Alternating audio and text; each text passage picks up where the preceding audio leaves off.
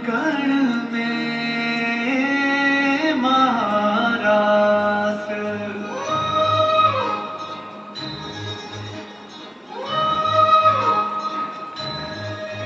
राधा कृष्णा, राधा कृष्णा। श्याम रंग में रंगी राधिका आज हुई मदवारी, कृष्ण कृष्ण दोहराए हर पल भूल के सुध बुध सारी। महाराज की पावन बेला तीन लोक से न्यारी, रास रचाए गोलोक में कान्हा कुंज बिहारी।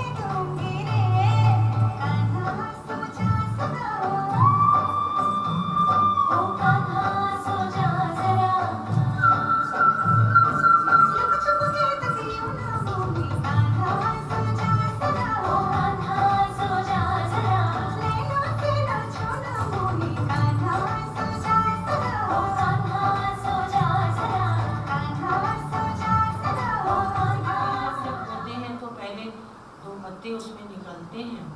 इसी प्रकार इस सृष्टि के जो रचता परमात्मा शिव पिता हैं, जो स्वर्ग की सृष्टि वो रचते हैं, उसके प्रथम राजकुमार और राजकुमारी श्री कृष्ण और श्री राधे थे। तो वो सतयुग में पहले आए, द्वापर में नहीं आए, क्योंकि आप देखेंगे श्री कृष्ण की हमेशा जन्माष्टमी मनाई जाती है। तो 8 गद्दियाँ सतयुग में चलती हैं, the first, the second, the third करके। और नवा वर्ष श्री रामचंद्र का होता है, इसलिए रामनवमी मनाई जाती है, जो त्रेता युग कहलाता है उस समय से। तो इसलिए श्री कृष्ण जहाँ वैभव कंठ तक भरा हुआ था, उस वैकुंठ के वो मालिक थे, सतयुगी दुनिया के। और अगर वो द्वापर में आते तो सतयुग के महाराज कुमार कौन होते, और वैसे भी कोई भी नाटक या कहानी होती है तो उसके मुख्य एक्टर जो होते हैं उनका आदि से अंत तक पार्ट होता है। ऐसे ही श्री कृष्ण भी इस मनुष्य सृष्टि के हीरो पार्टधारी रहे, तो उनका भी आदि से अंत तक पार्ट रहा। उनका नाम हम जो सुनते हैं, उस नाम से भी उनके पूरे चक्र के अंदर 84 जन्मों की कहानी का दर्शन होता है। उनको कहते हैं श्याम सुंदर। तो एक ही जन्म में 2 वर्ण नहीं हो सकते, और 2 वर्ण में एक ही जैसे नाम कैसे उसको मिलाया जा सकता है। तो इसलिए श्री कृष्ण की आत्मा जब सतयुग में थी तो वो सुंदर थी, श्री कृष्ण के नाम रूप में थी। फिर शरीर छोड़ते, शरीर लेते, शरीर छोड़ते, जब वो द्वापर और कलयुग में आई तो वो आत्मा श्याम अर्थात मैली हो गई। कहानियाँ तो उनके चरित्रों की बहुत हैं, जो वर्णन की जाए कम नहीं है। कहते हैं कि सर्प ने डसा तो उनका वर्ण काला हो गया, और सर्प में क्यों डसा, वो गेंद निकालने के लिए नदी में गए तो सर्प ने उनको डस लिया। पर वास्तव में ये सृष्टि इस समय 2 प्रकार का रूप है सृष्टि का। एक तो कहते हैं खीरखंड, जिसको कहा जाता है स्वर्ग की दुनिया, दूसरा नरक की दुनिया को विषय सागर कहा जाता है। तो जब ये दुनिया विषय सागर बन जाती है, विषय विकारों में दुनिया डूब जाती है, तो ये दुनिया को ही सृष्टि का गेंद कहें।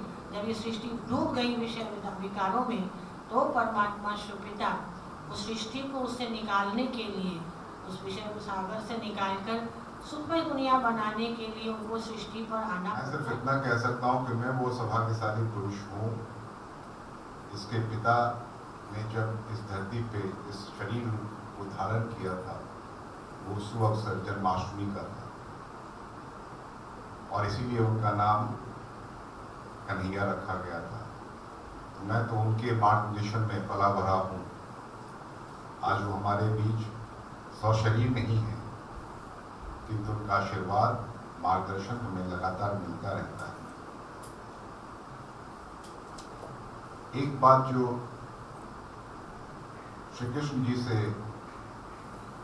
प्रभु की महिमा से सीखने को, समझने को मिलती है, जो हम सब लोगों को इस व्यवहारिक जीवन में अपनाना चाहिए, जो स्वामी जी ने भी कहा, किसी भी परिस्थिति में वो उनका चेहरा मुस्कुराता हुआ ही रहता था।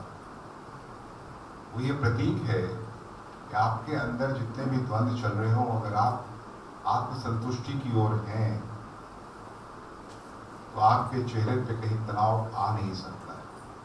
कितने भी व्यस्त कार्यक्रम में आप रहें, कितनी भी व्यस्तता में रहें, कितनी भी परेशानियों में रहें, पारिवारिक हो, सामाजिक हो, जिस तरह की परेशानी हो, किंतु आपको आत्मसंयत होके अगर अपने आप पे कंट्रोल रख सकते हैं, उस स्तर तक अपने आप को अगर आप पहुंचा पाते हैं, हमें लगता है कि हम लोग जो संदेश देना चाहते हैं वो ईश्वरीय संदेश को हम लोग काफी प्रचारित कर पाएंगे।